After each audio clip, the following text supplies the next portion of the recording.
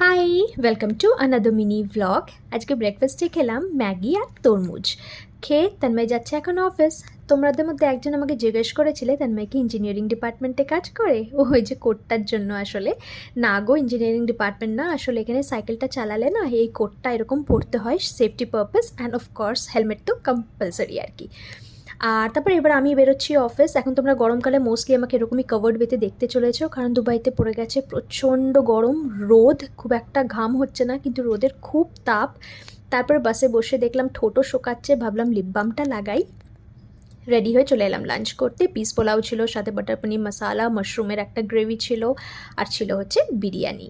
আজকে না জানো, কাজের ফাঁকে একটুখানি সময় ছিল, আজকে একটু কাজের চাপটা হালকা ছিল, তাই ভাবলাম হাতে নেল পলিশও লাগিয়ে নিই, আর খেলাম গ্রিন টি। সেই করতে করতে গেস্ট দিয়ে গেল আবার আঙ্গুর, সবাই মিলে আবার এই আঙ্গুরটাও এনজয় করলাম। ভিডিওটা ভালো লাগলে লাইক করে দিও, টাটা।